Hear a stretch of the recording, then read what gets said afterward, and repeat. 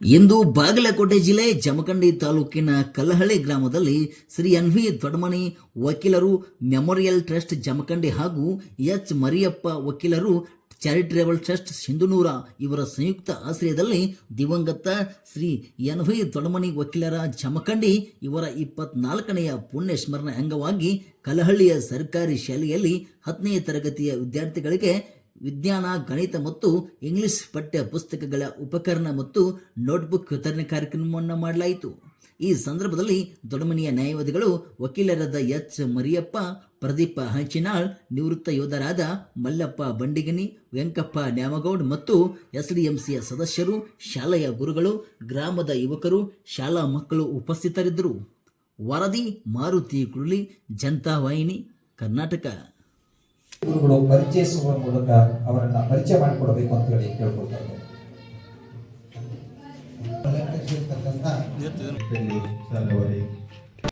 ಹಾಗೂ ಅಂಚಿನಾಳ್ ವಕೀಲರವರೇ, ಅದೇ ರೀತಿಯಾಗಿ ಇಲ್ಲಿ ಗಣ್ಯಮಾನ್ಯರುಗಳೇ ಹಾಗೂ ಈ ಶಾಲೆಯ ಮುಖ್ಯ ಶಿಕ್ಷಕರು ಮತ್ತು ಪ್ರೀತಿಯ ಶಿಕ್ಷಕ ವೃಂದದವರೇ,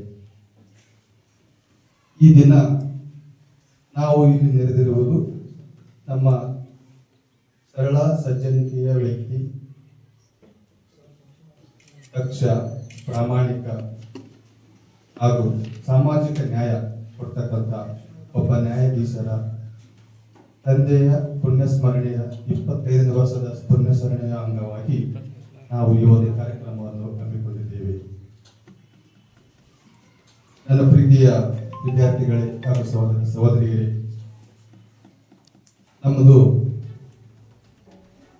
ರಾಯಚೂರು ಜಿಲ್ಲೆಯ ಸಿಂಧನೂರು ತಾಲೂಕು.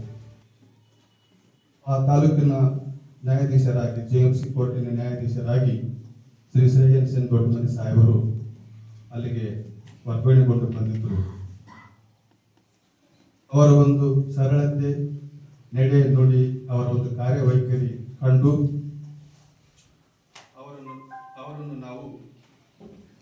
ಅವರನ್ನು ನಾವು ಹಿಂಬಾಲಿಸಲಿಕ್ಕೆ ಪ್ರಾರಂಭಿಸಿದ್ವಿ.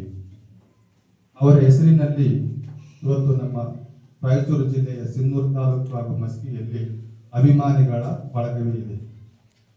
ಸಾಮಾನ್ಯವಾಗಿ ನ್ಯಾಯಾಧೀಶರ ಹೆಸರಿನಲ್ಲಿ ಹಾಗೂ ವಕೀಲರ ಹೆಸರಿನಲ್ಲಿ ಅಭಿಮಾನಿಗಳ ಬಳಗ ಪ್ರಪಂಚದಲ್ಲಿನೇ ಇಲ್ಲ.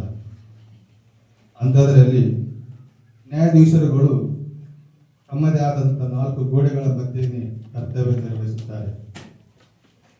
ನಾನು ವೃತ್ತಿ ಜೀವನ ಪ್ರಾರಂಭಿಸಿ 20 ವರ್ಷಗಳು ಮುಗಿದಿವೆ. ನನ್ನ 20 ವರ್ಷದ ವೃತ್ತಿ ಜೀವನದಲ್ಲಿ ಸುಮಾರು ನ್ಯಾಯಾಧೀಶರುಗಳನ್ನು ನಾನು ಕಂಡಿದ್ದೇನೆ. ಆದರೆ ಶ್ರೀ ಎನ್ ದೊಡ್ಡಮನಿ ಅವರಂತ ನ್ಯಾಯಾಧೀಶರನ್ನ ನಾವು ಕಂಡದ್ದು ಮೊಟ್ಟ ಮೊದಲ ಬಾರಿಗೆ. ಅವರಲ್ಲಿರ್ತಕ್ಕಂಥ ಒಂದು ಸರಳತೆ, ಆರೋಗ್ಯ ಸಂಪತ್ತನ್ನು ಮತ್ತಷ್ಟು ಕರುಣಿಸಲಿ. ಅವರ ಸಮಾಜದ ಕಾಳಜಿಪರವಾದ ಅವರ ನಿಲುವು. ಶ್ರೀಯುತ Shreyansh Ningappa Doddamani Magdum, senior civil judge, ಇವರ ಒಂದು ಕಿರು ಪರಿಚಯ ಮಾಡಿಕೊಡುವ ಸೌಭಾಗ್ಯ ನನಗೆ ಒದಗಿ ಬಂದಂತೆ ಆಗ್ಬೋದು. ಯಾಕಂದ್ರೆ ಸರು ಎಚ್ ಮರಿಯಪ್ಪ ಸರ್ ಹೇಳಿದ್ದೀನಿ ಈಗ ಲಯನ್ ಅಂತ ಹೇಳಿ, ಆ ಲಯನ್ ಅವರ ಒಂದು ಕಿರು ಪರಿಚಯ ನಾನು ಸರ್ ಕೇಳಿದಾಗ, ಸರ್ ನಿಮ್ಗೊಂದು ಕಿರು ಪರಿಚಯ ಹೇಳಿ ಅಂತ ಸರ್, ಇಲ್ಲ ಮೇಡಮ್ ನಾವು ಇದೇ ಊರಿನವರು ಅಂತಂದ್ರು. ಇದೇ ಊರಿನವ್ರು ಅಂದ ತಕ್ಷಣ ನಮಗೂ ಒಂದು ಸ್ವಲ್ಪ ಸಂತೋಷ ಮತ್ತು ಆಶ್ಚರ್ಯ. ಯಾಕಂದ್ರೆ ನಾವು ಕಲಿಸ್ತಕ್ಕಂಥ ಶಾಲೆ, ನಾವು ಕಲಿಸ್ತಕ್ಕಂಥ ಊರೊಳಗೆ ಒಬ್ಬ ವ್ಯಕ್ತಿಯ ಒಂದು ಪರಿಚಯ ಮಾಡಿಕೊಡೋದಂದ್ರೆ ಅದು ನನ್ನ ಸೌಭಾಗ್ಯನ ಸರಿ ಅಂತ ತಿಳ್ಕೊಂಡು. ಮೂಲತಃ ಇದೇ ಗ್ರಾಮದವರಾದಂತಹ ಇವರು ಜಮಖಂಡಿ ನಗರದೊಳಗೆ ಜನನಾಗತ್ತ. ಜಮಖಂಡಿ ಒಳಗೆ ಬಿಕಾಮಠ ಅವ್ರ ಪದವಿ ಶಿಕ್ಷಣವನ್ನು ಪಡಿತಾರ. ಮುಂದೆ ಧಾರವಾಡದೊಳಗೆ LLB ಶಿಕ್ಷಣವನ್ನ ಪೂರೈಸ್ತಾರ. ಇದೇ ಸರ್ ರಚನಾ ಸರ್ ಅವರ ಸ್ನೇಹಿತರಂತ. ಅಂದ್ರೆ ಇವರು ಹೊರಗಿನವರಲ್ಲ, ನಮ್ಮವ್ರು ಅನ್ನುವಂಥ ಒಂದು ಭಾವನೆ ನಮ್ಮಲ್ಲಿ ಬಂದೈತಿ ಅಂತಿಕೊಂಡು. ನಂತರ ಇವರು ಇದೇ ಜಮಖಂಡಿ ಒಳಗೆ 7 ವರ್ಷ ವಕೀಲ ಶಿಕ್ಷಕರಾಗಿ ವಕೀಲ ಸೀನಿಯರ್ ಸಿವಿಲ್ ಜಡ್ಜ್ ಅನ್ನು ತಿಳ್ಕೊಂಡು ಬೆಂಗಳೂರಿನೊಳಗೆ ಏನು ಮಾಡ್ತಾರೆ, ಕಾರ್ಯವನ್ನ ನಿರ್ವಹಿಸಿರ್ತಾರೆ. ಇಂತಹ ಒಂದು ಕಿರು ಪರಿಚಯವನ್ನ ಮಾಡಿದಕ್ಕೆ ನನಗೊಂಥರ ಸೌಭಾಗ್ಯ ಅಂತ ಹೇಳ್ತಾ ಇವರ ಒಂದು ಕಿರು ಪರಿಚಯವನ್ನ ಮುಗಿಸ್ತೀನಿ. ನಿಮ್ಮೆಲ್ಲರನ್ನು ಉದ್ದೇಶಿಸಿ ಅವರು ಒಂದೆರಡು ನುಡಿಗಳನ್ನು ಅನ್ಬೇಕಂತ ಮನವಿ.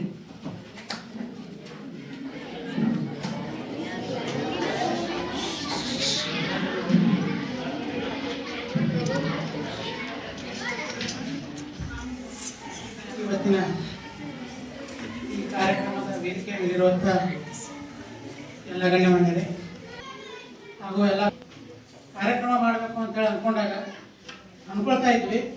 ಅಷ್ಟರಲ್ಲಿ ನಮ್ಮನ್ನ ಸಾಗರ್ ಸೌದಿ ಅವರು ಒಂದು ಯಾವುದೋ ಕೆಲಸಕ್ಕೆ ಸಂಪರ್ಕ ಮಾಡಿದ್ರು.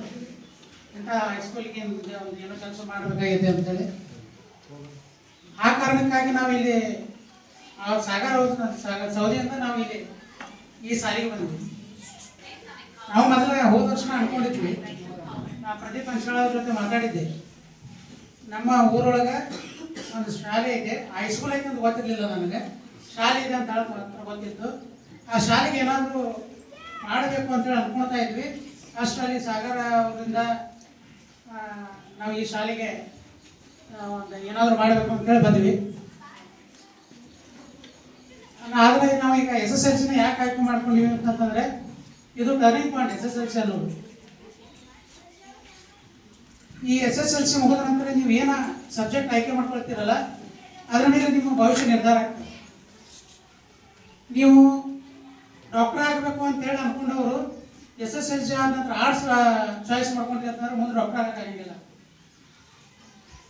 ಆಮೇಲೆ ಕಾಮರ್ಸ್ ಆಯ್ಕೆ ಮಾಡ್ಕೊಂಡ್ರಿ ಅಂತಂದ್ರೆ ಡಾಕ್ಟರ್ ಆಗಕ್ಕಾಗಂಗಿಲ್ಲ. ಅದಕ್ಕೆ ಇದು ಟರ್ನಿಂಗ್ ಪಾಯಿಂಟ್. ನಮಗೆ ಅಂಕಗಳು ಇಂಪಾರ್ಟೆಂಟ್ ಅಲ್ಲ, ನಮ್ಮ ಜೀವನ ಮಾಡಲಿಕ್ಕೆ ಅಂಕಗಳು ಇಂಪಾರ್ಟೆಂಟ್ ಅಲ್ಲ. ಮೊದಲು ನಮಗೆ ಸಂಸ್ಕಾರ ಇರಬೇಕು. ಇದು ನನ್ನ ವಂದನೆಗಳನ್ನು ತಿಳಿಸ್ತಾ ನನ್ನ ಮಾತು ಮುಗಿಸ್ತೀನಿ. ಜೈ ಹಿಂದ್.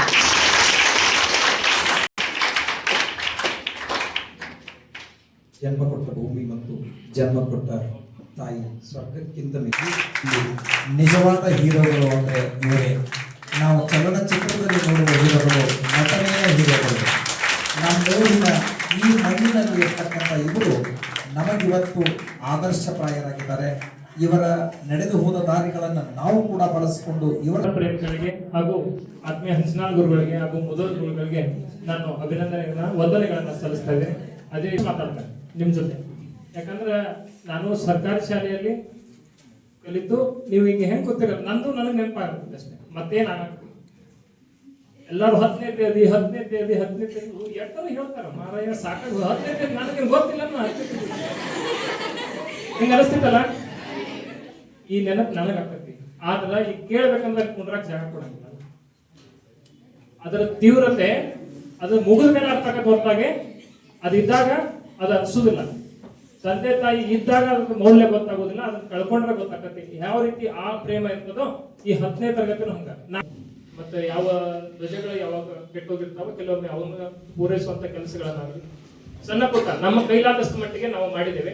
ಅದೇ ರೀತಿಯಾಗಿ ನಿಮ್ಮ ಸ್ಕೂಲಿಗೂ ಕೂಡ ಯಾವುದೇ ಸಮಯದಲ್ಲಿ ನಾವು ನಮ್ಮ ಟ್ರಸ್ಟ್ ವತಿಯಿಂದ ಆಗಿರ್ಬೋದು, ವೈಯಕ್ತಿಕವಾಗಿರ್ಬೋದು, ನಾವೇನು ದೂರ ಇಲ್ರಿ, ಬಹಳ ಇಲ್ಲೇ 7 ರಿಂದ 8 ಕಿಲೋಮೀಟರ್. ಯಾವುದೇ ಸಮಯದಲ್ಲಿ ಕರೆ ಮಾಡ್ರಿ, ನಿಮ್ಮೊಂದಿಗೆ ನಾವು ಕೂಡ ಒಬ್ಬ ವಿದ್ಯಾರ್ಥಿ ಅಂತ ಹೇಳಿ ಹೇಳ್ಕೊಳಕ್ ಇಷ್ಟಪಡ್ತೇನೆ.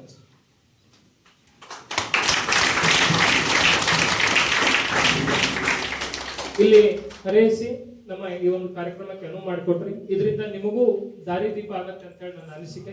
ಇಲ್ಲೇ ನಿಮ್ಮ ಹಿಂದಿನ ಪ್ರಾಥಮಿಕ ಶಾಲೆಯಲ್ಲಿ ನಾವು ಕಾನೂನು ಅರಿವು ಕಾರ್ಯಕ್ರಮವನ್ನು ಮಾಡಿದ್ದೀವಿ. ಅದೇ ರೀತಿಯಾಗಿ ಮುಂದೂ ಕೂಡ ನಿಮಗೂ ಅದನ್ನ ದಾರಿ ಅರಿವು ಕೊಡ್ತೀವಿ. ನಮ್ಮಿಂದ ಏನ್ ಬೇಕು ನೀವು ಪಡ್ಕೋಬಹುದು.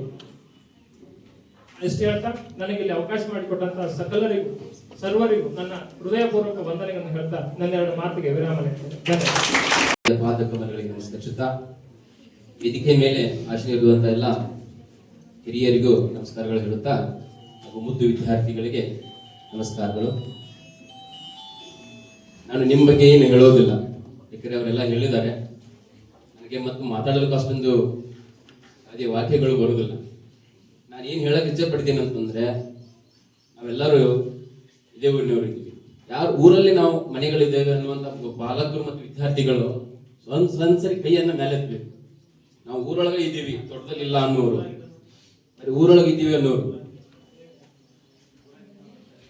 ಇಷ್ಟು ಜನ ನಾವೆಲ್ಲ ಊರಾಗಿರ್ತೀವಿ, ಆದ್ರೆ ನಮ್ಮ ಶಾಲೆಯ ವಾತಾವರಣ ಹೇಗಾಗಿರುತ್ತ ಹೇಳಿ ಸರ್. ನಮ್ಮ ಮನೆಯಲ್ಲಿ ನಾವು ವಾಸಿ ಅಂದ್ರೆ ಮನೆ ಕಸ ಹುಡುಕ್ತಾರಲ್ವ, ಬೆಳಗ್ಗೆ ಮನೆಯಲ್ಲಿ ಕಸ ಹುಡುಗ್ಲಿಲ್ಲ ಅಂದ್ರೆ ನಾವು ಮನೆಯೊಳಗಡೆ ಯಾರು ಬೈತೀವಿ? ದಿನನಿತ್ಯ ಯಾರು ಕಸ ಹುಡುಕ್ತಿರ್ತಾರ, ಯಾರು ಮನೆ ಹಸಿರು ಇಟ್ಕೋತಿರ್ತಾರ ಅವ್ರನ್ನ ನಾವು ಬೈತೀವಿ, ಯಾಕೆ ಇವತ್ತು ಹಸಿರು ಮಾಡಿಲ್ಲ ಅಂತೇಳಿ. ಹಾಗಾದ್ರೆ ನಮ್ಮ ಮನೆಯೆಲ್ಲ ಊರೊಳಗಡೆ ಇದೆ. ನಮ್ಮ ಶಾಲೆಯ ವಾತಾವರಣದಲ್ಲಿ ನಾವು ಬೆಳಗ್ಗೆ ಬಂದು ನಮ್ಮ ತಂದೆ ತಾಯಿಗಳು ಶೌಚ ಮಾಡಿ ಹೋಗ್ತಾರೆ. ನಮ್ಮ ಮನೆಯವರು ತಾಯಿಯವರು ಬಂದು ಇಲ್ಲಿ ಸಂಡಾಸ್ ಮಾಡಿ ಹೋಗ್ತಾರೆ. ನಗುವಂತ ವಿಷಯ ಎಲ್ಲ ಇದು. ವಾಸನೆ ದಿವಸ ನೀವೇ ತಿಂತೀರಾ, ನೀವೇ ಕುಡಿತೀರಾ ಅದನ್ನು. ನಮ್ಮ ತಂದೆ ತಾಯಿಗೆ ನಾವೇ ಹೇಳ್ಬೇಕು.